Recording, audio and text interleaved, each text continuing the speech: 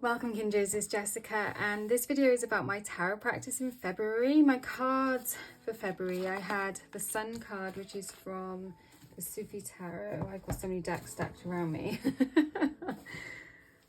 Yeah, that is from here. I pulled these cards at the beginning of the year using the 3 decks, which I'm going to use all year. I used the Woodland Wardens and the Herbal Astrology along with the Sufi Tarot to pull a card from each for every month of the year, which I set up in my Omen Days section of my journal. So I've got photographs of these cards here and like just a little bit about each of them.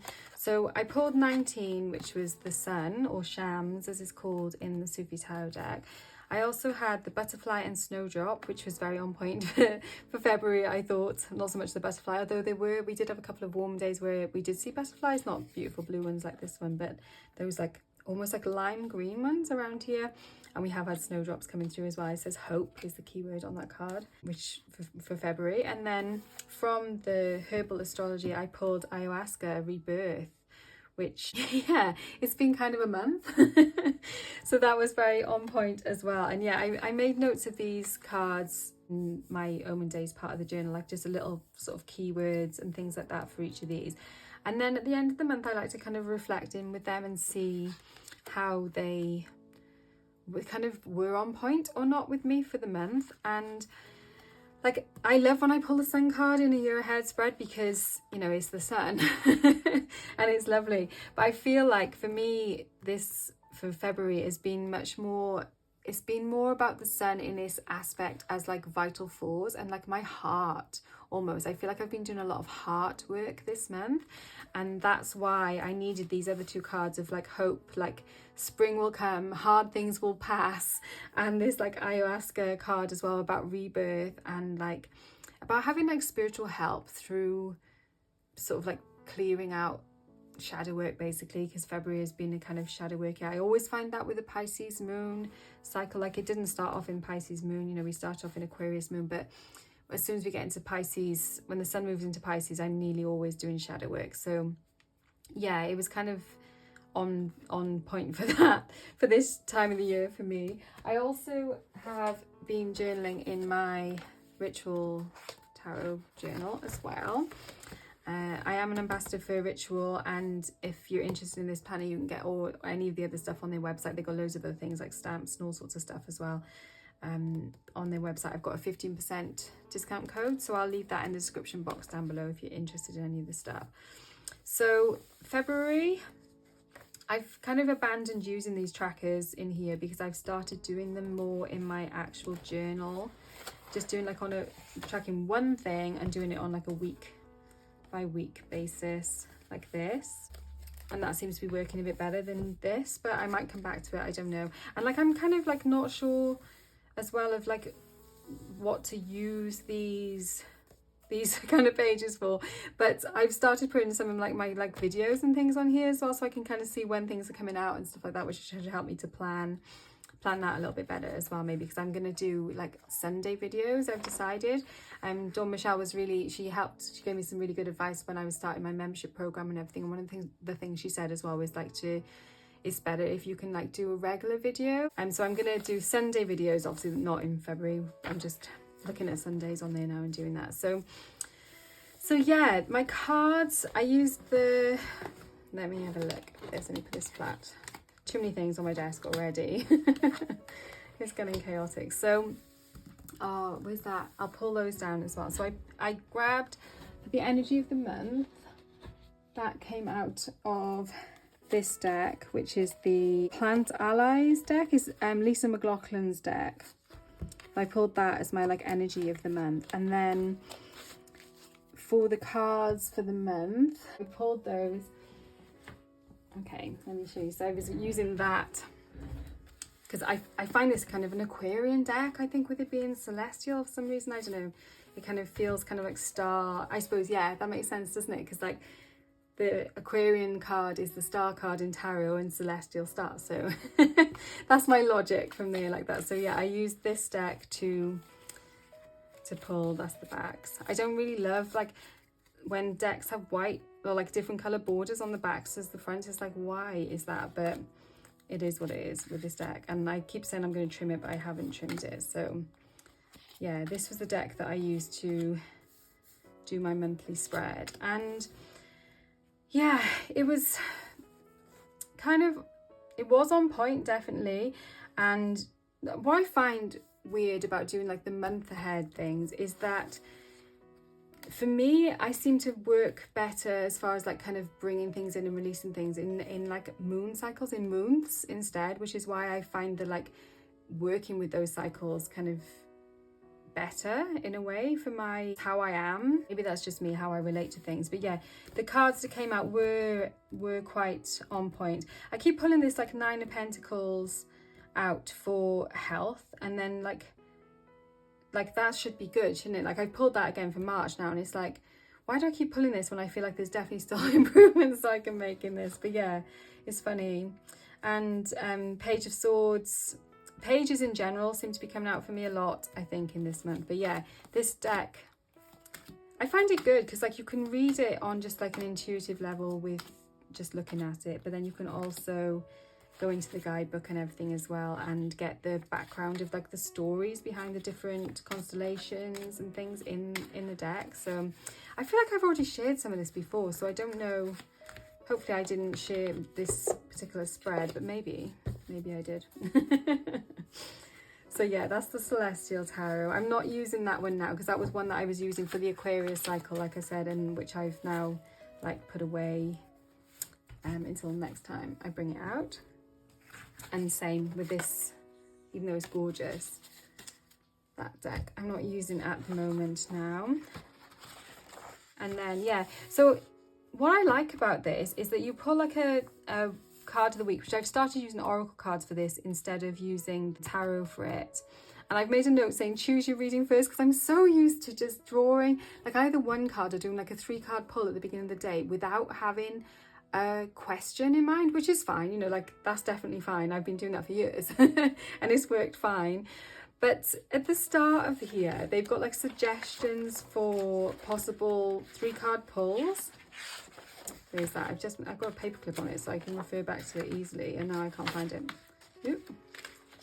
Yeah, so like 3-card pulls here, you know, like sort of really simple ones, mind, body, spirit, past, present, future. But the ones I've been kind of using more are like day as a whole, be mindful of, embrace, or opportunities, challenges, outcome, current situation, obstacle, advice, things like that, which are more like aspiration, what's in the way, how to overcome. I quite like them, and so I've been trying to remember to choose what I'm going to ask rather than just drawing the cards, because I'm so used, like I say, to just drawing the cards and then seeing what kind of comes up from that. So that's been a fun thing about doing it, and I like having the card for the week as well, but I am enjoying using an oracle for that, because I was finding I was getting so tarot heavy in my practice that I wasn't using the oracle cards. I'm going to grab down the Chrysalis Tarot because I put that back away, and I'll get it back out because that's what I was using. So this is the Chrysalis Tarot. It's an older deck. I've had it a long time, and like when I first had it, I used to use it a lot. Like I had a lot less decks then. I don't use it so much now, and I actually found this when I was using it this time that I don't like it as much as I used to, and like I think that happens, doesn't it? Sometimes you can kind of go through phases like I love the backs are absolutely gorgeous. Let me show you some of the cards.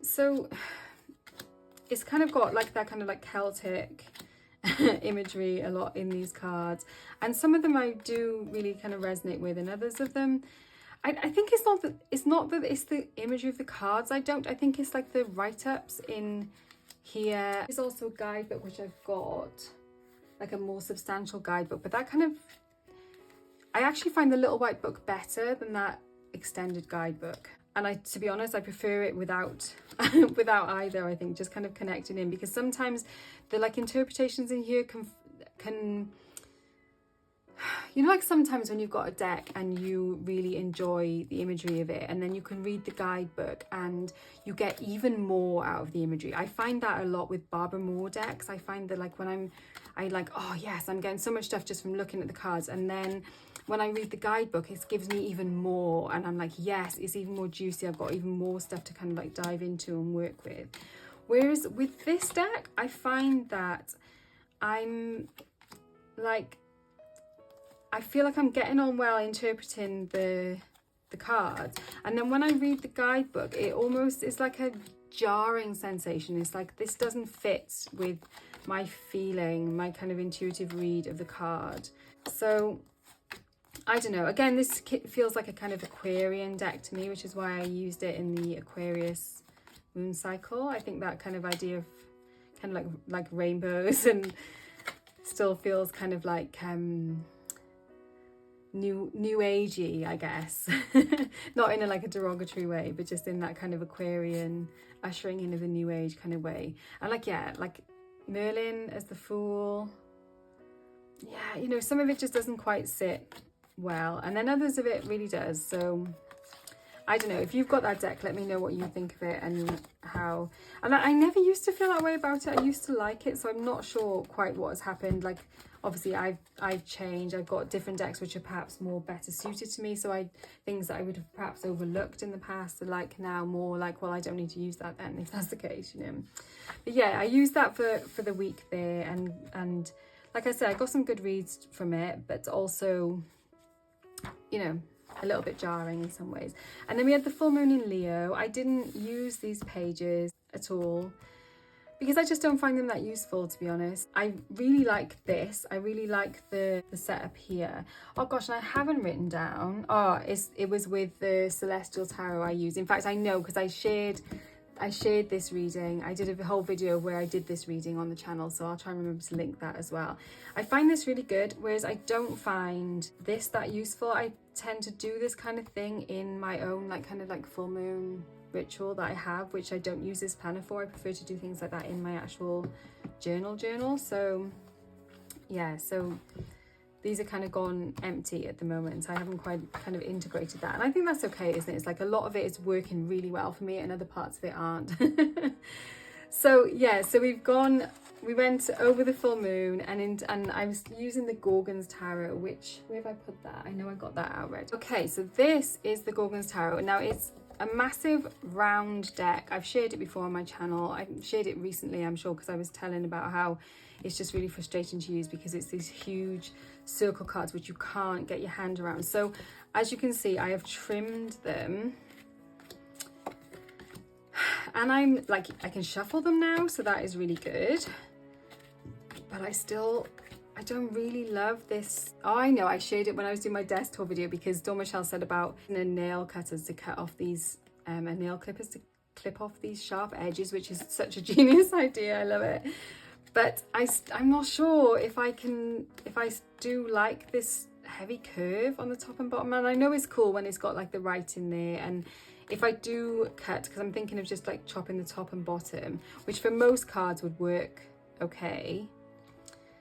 And then I could corner around it, obviously. But then I wouldn't have the numbers and stuff on them. So I'm basically just kind of sitting with it at the moment and seeing how I feel and how I can, you know, whether I'm working with it again over this next moon cycle as well, because I'm still kind of figuring that out. Because I love this deck. I love the like imagery, but I especially love the kind of feminist and the taking the guidebook. The person, you know, the creator of this deck knows their tarot, and you can really tell that. Even though the descriptions are quite short in the guidebook, they are really good. That's a really good example of a guidebook where I get stuff from the cards and then I read the guidebook and I get even more, you know. So yeah, that's where I'm up to with the Gorgon's Tarot. I'm still undecided as to what I'm going to do with it, but you can, at least I can shuffle it now, and you can even like sort of do like a waterfall type shuffle there to do that. So that's good, which that was so hard before with the circle cards. It just like wasn't possible. So yes. And what did I use? Okay, yeah, so the oracle that I was using alongside the Gorgon's Tarot was this, is the Animal Spirit from the same creator as the Wild Unknown deck from Kim Kranz. And so I drew Spider, and just like, yeah, I mean, look, it's just so so perfect. I love how like when you get a black and white deck that's got a little bit of colour, like this deck has, it's got a couple of the cards have got red on them, but the majority of them don't. They're just black and white. But let me move this across so I can show you some of the cards together. But I love when you use a black and white deck with a mostly black and white, but with just a little bit of something. It's just really on point, I think. It just kind of like emphasizes each other somehow. I just love that. That pairing is really, really cool. So yeah, that was really nice to use those alongside each other. And I'm glad that I'm going back into using my oracle decks before, because like I said, I was tending to be really like oracle heavy in my practice, with tarot heavy in my practice, and my oracles were getting a bit neglected. So I needed to find a way of bringing them back in. So that's gorgeous, isn't it? Yeah. So that was cool. That was that week, the week of the 6th to the 12th of Feb. Gosh, this video is going to be long. I'm going to need to move it along a little bit. I wasn't sure whether to make this or not, but I asked on my community tab whether people wanted the full moon video or whether they wanted my tarot practice video, and it was like 60-40 for the full moon, but obviously quite a few people did want the tarot video, so I thought, well, I'll do that as well, and that's nice, isn't it? Okay, so then I started to use a new to me deck. This is the Wee Moon Tarot, which it was on sale and then it sold out really, really quickly, but I believe that it is back available again now. I showed this briefly before as well, but yeah, I'm enjoying this. I'm finding and getting a lot out of it. The guidebook is not amazing, like it's got a little like small amounts of information on there, and like if you can't cope with some of the imagery being sideways, it's maybe not for you. But I love just seeing pictures that I've connected with in the Wee Moon over the sort of 20 odd years that I've been getting it. Maybe I haven't been getting it for 20 years, that's a long time, isn't it? But I've been getting it for a really long time, and seeing them again, you know, in this deck form has been really, really cool. And I find I get a lot out of the imagery. Again, you know, this is a deck that is very different in style because it's all different artists, and you get like a little bit here, you know, on each one, which you know, there's keywords on here too, which some people love, some people hate, I know, but I think the keywords are actually really good. It's a very feminist slant deck for sure. I'm enjoying it, and haven't chosen to continue using this one into this next cycle, but it is one that I've been dipping in, and you know, like I am still using it. Like when I say I'm like using these decks for this month, I don't mean it like I'm only using those. I mean like those are the main decks I'm using. And then I've also got, you know, I also pull on other things as well. So that's what's so great, isn't it? About if you have got a choice of things, you can kind of, I'm totally running out of space here.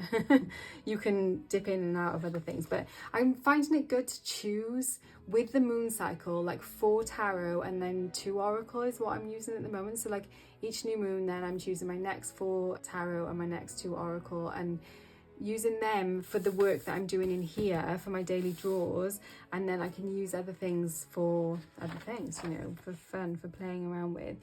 And so now I started using my Oracle of the Roses as my oracle card, and I was using that alongside the Gorgons tarot because I'm still with this. So this deck is a surprisingly good reader, I think. It's a Sherilyn Darcy deck, and it's very reasonably priced. It's got these like flashy kind of pinkish red edges and like metallic edges, and it's got these like gorgeous rosy backs, and they are literally just roses. Actual roses from some of them are cultivated roses, and other of them are wild roses, some of them are hybrids, some of them are like naturally occurring roses, and like you can see they've all got these like names on them, and then what category they are, whether they're a wild rose or a garden rose, that kind of thing, and then like the kind of actual name of the type of rose that it is. And I love it. I think it's really great. It's perhaps not a perfect pairing with the Gorgons tarot, but I don't know, I think it looks pretty good.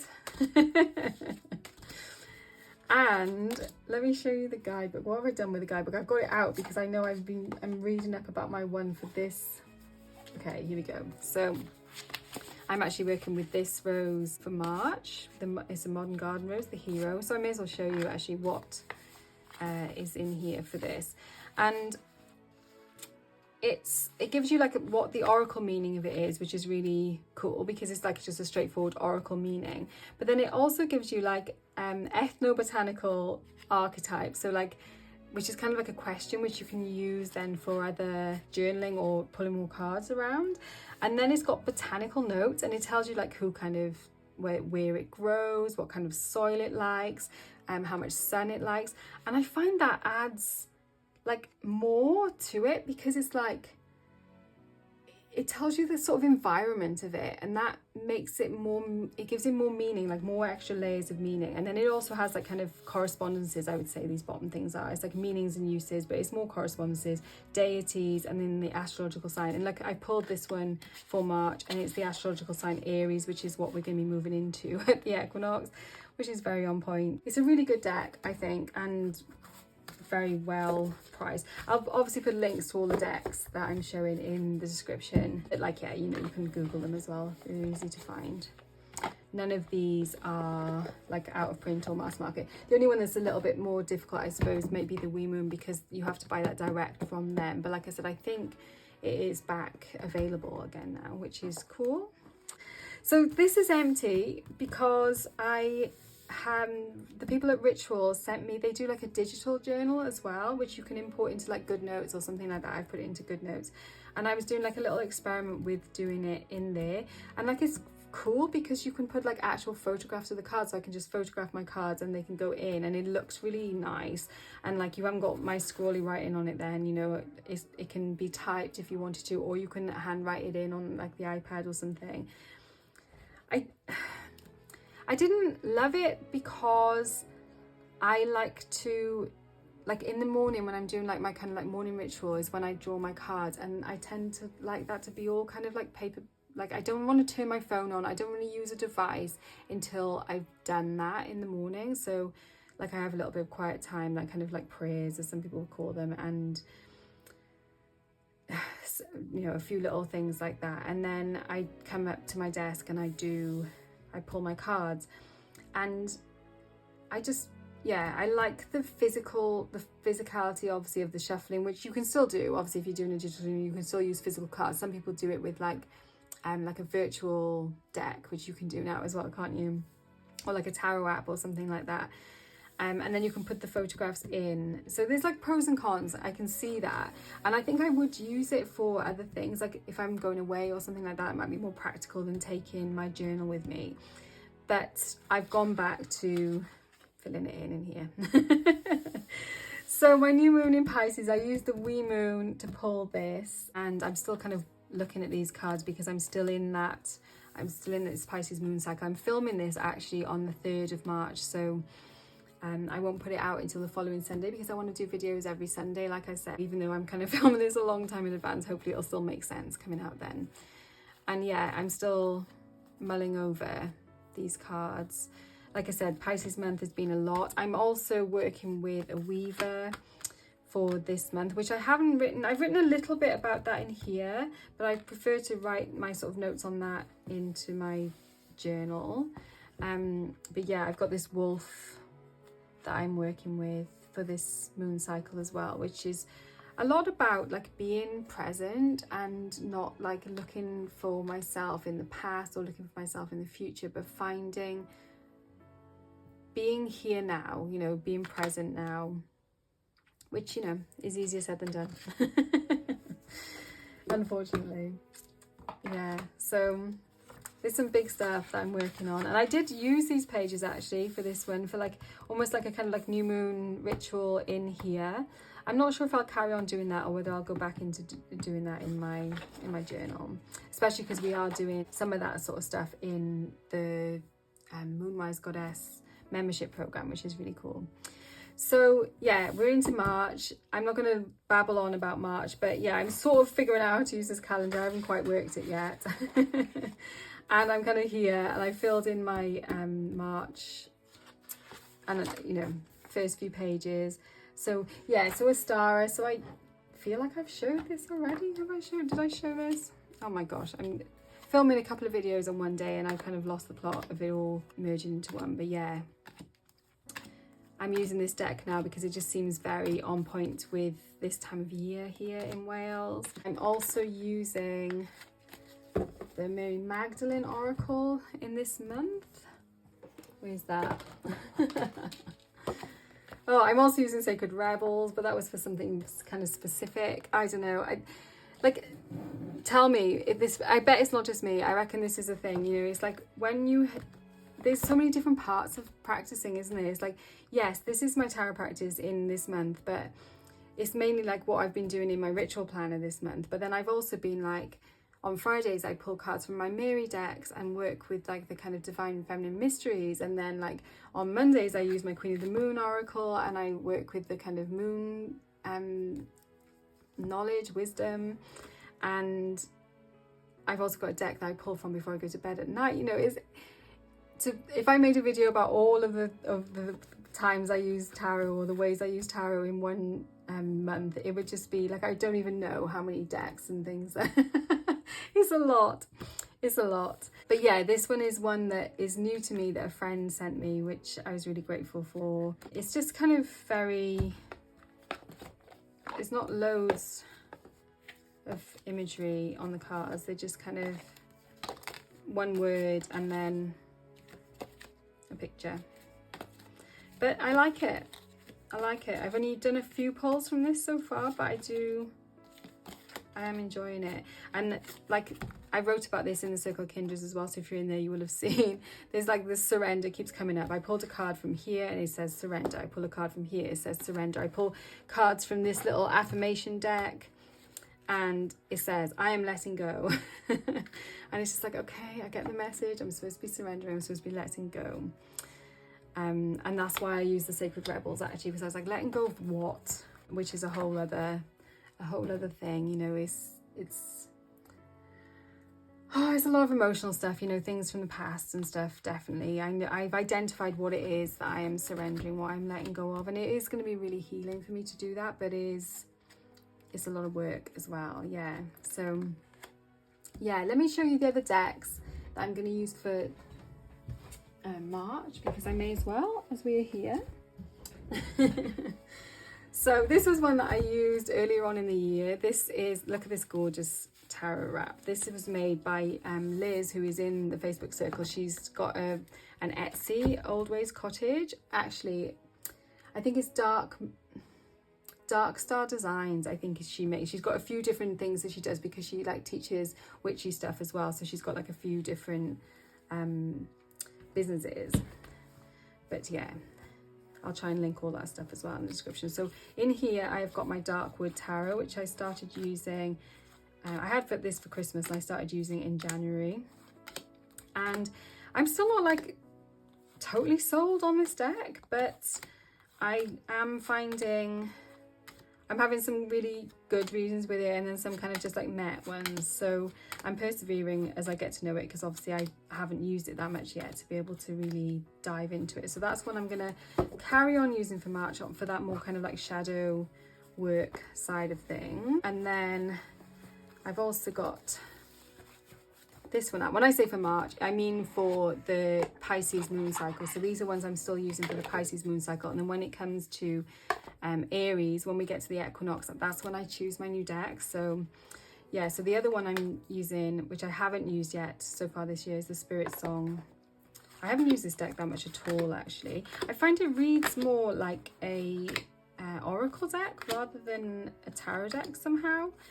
I don't know if it's because it's like so animal based, but, and I suppose it's got the keywords. I tend to find that this does read more oracly than tarot, although obviously it is a tarot and you can use it as that.